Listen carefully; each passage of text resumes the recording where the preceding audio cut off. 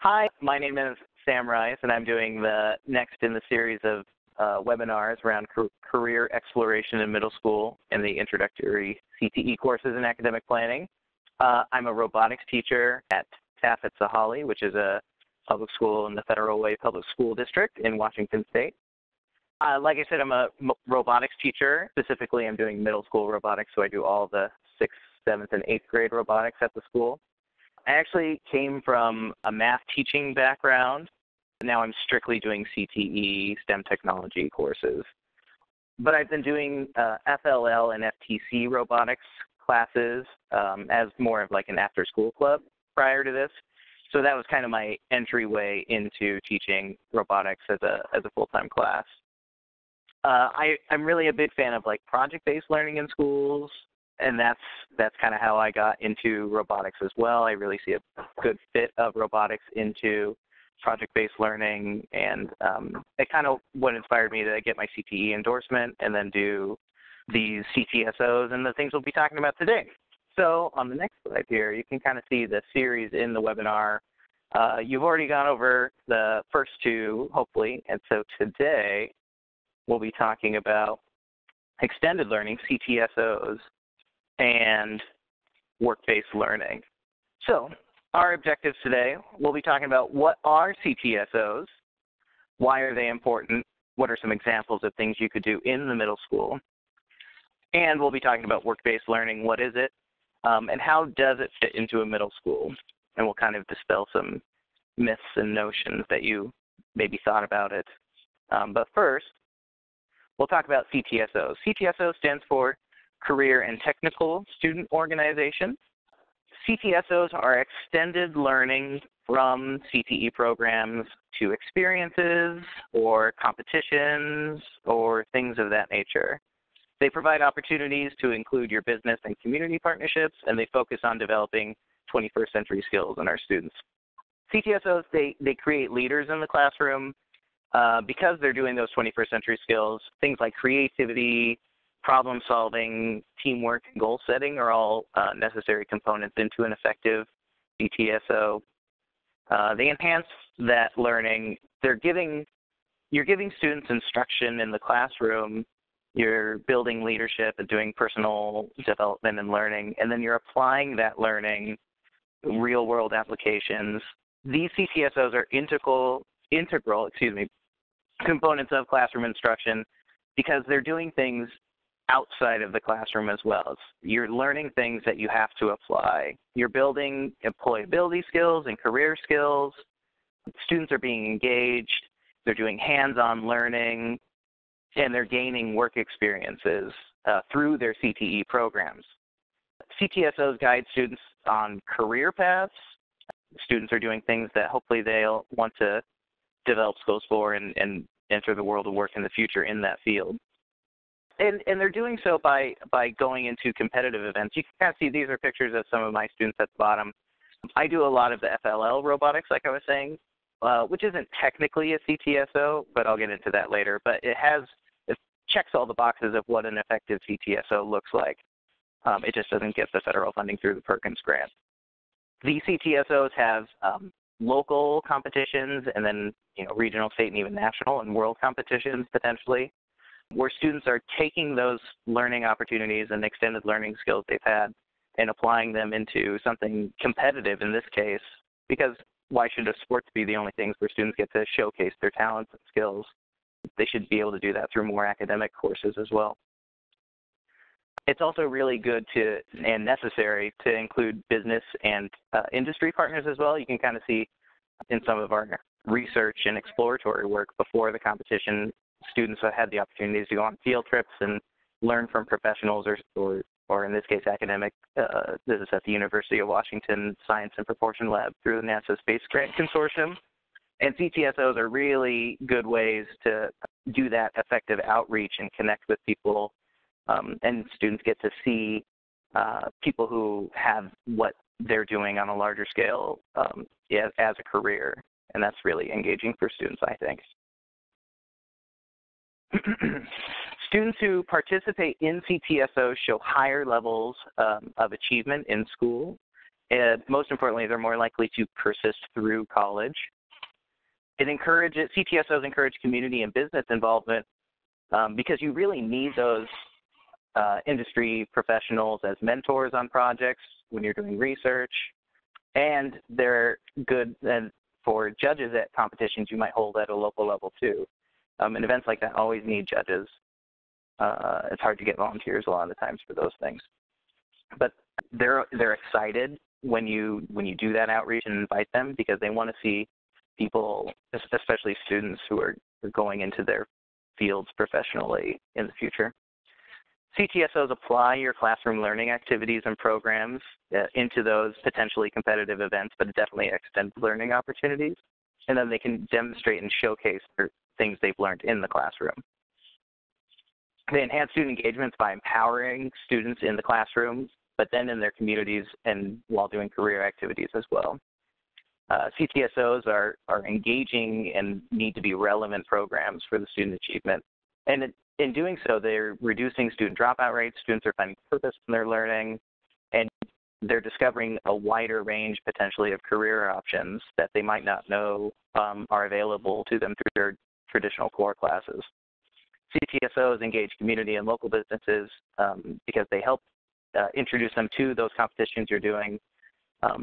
Students are developing those 21st century skills to effectively perform at those competitions or showcases. And then they provide pathways for students to extend after middle school and high school into their secondary and tertiary careers, and then eventually the world of work.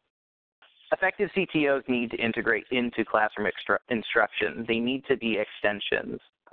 They're not just events that aren't tied to your classroom instruction. A lot of times I find it best to cater your classroom instruction around those competitions because then they blend nicely together. They also obviously need to align to your national curriculum standards, and they need to be effective assessments of your classroom learning. The things your students are showcasing should be effective assessments to make sure the students are meeting those standards, which are usually, hopefully, aligned with industry practices and things that you've connected with business and industry professionals to see like what students need to be learning in their CTE classes in the classroom instruction.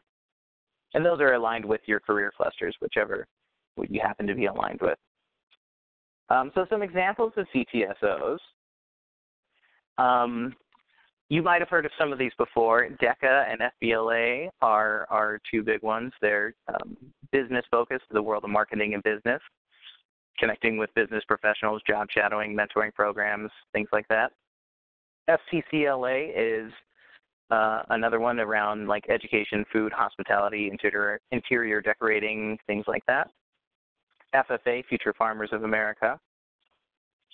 Skills USA, which is more of a competition-based one, industry, technical, service-related careers, computer drafting, programming, nursing, all of those things have technical components where students can compete. TSA, science, technology, engineering, mathematics, and then HOSA, which is related to health careers and things like that. And most of these are available to, almost all of them are related to high school. Some of them are related to middle school as well. So you have to make sure the CTSOs you're aligning with are available for middle school students. Like I said, I do FIRST as my primary one, FIRST Robotics. FIRST is not an official member as a CTSO because it does not receive the Perkins Grant federal funding,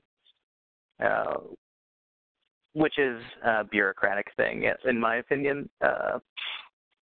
But like I said, it does fit all the CTSO categories that we look for in an effective CTO. So I do recommend looking at that one, especially if you're doing robotics courses. Okay, and then after CTSOs, we'll start talking about work-based learning. Work-based learning are extended learning activities and experiences. And you can kind of see in this flow chart here some different examples of work-based learning. A lot of times when you say work-based learning, people think of what you can see on the right there, work site learning, which is where students are holding jobs And unfortunately, those are usually not an option for middle schools due to child labor laws and most of us not having students over the age of 16. But that doesn't mean that you can't do work-based learning in the classroom. There's lots of ways you can include work-based learning, including career mentors, having individuals with expertise, working with students. Then that could be remotely or in person in the classroom. And that's good. Students usually perform up when I bring in mentors because the mentors are there to critique their work and give advice, and students want to impress them. So I really like bringing in career mentors from industry. Extended learning, and that could be related to things outside of the school day, including your CTSO. Students should be showcasing the skills that they've done in those extended learning. You could also do school-based enterprises, just like running the school store is even an example of work-based learning. Job shadowing, bringing in guest speakers to your classroom, letting students see people who have that experience and talk about what they do for their jobs, or even teaching a lesson on a particular skill. And then structured field trips, not just a field trip to go and have a good time at something. Structured field trips are done in a way that have front-loaded educational activities and purpose, or it could be used as a culmination experience where students are being assessed on their work. Students during a structured field trip can observe, ask questions from experts at actual work sites. And every structured field trip should be followed up with debriefing activities, obviously, or discussions, writing reports, and then connecting and following up in letters with people from the industry. Work-based learning helps students gain understanding of their work environment, increases motivation in students, and again, develops those 21st century skills that we're aiming for. Students who participate in those work-based learning, they show improved academic achievement. They can see relevance of their education by seeing people who are in the profession with skills that they're learning. They have the opportunity to see some more career options they might not know about. Increase their self-confidence by seeing people and seeing themselves in their shoes. Acquiring those real workplace experiences, gaining those employability skills, connecting with adults outside of their teachers, and role models in that way. And research shows they're more likely to go on to some kind of educational training after high school, after they do work-based learning and CTSO opportunities.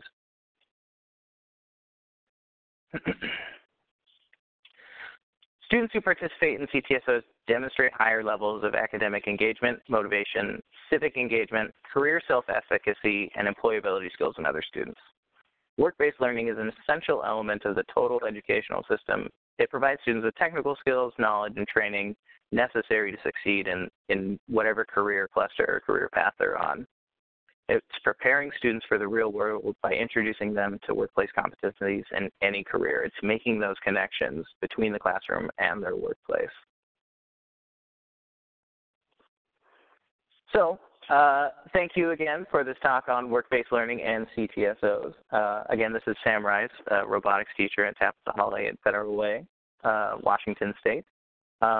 So please make sure in your CTE program is providing these experiences for students because they're really effective ways to increase engagement and let students see how their career and their learning can be aligned and have a real-world experience that will provide them opportunities to succeed in their future careers.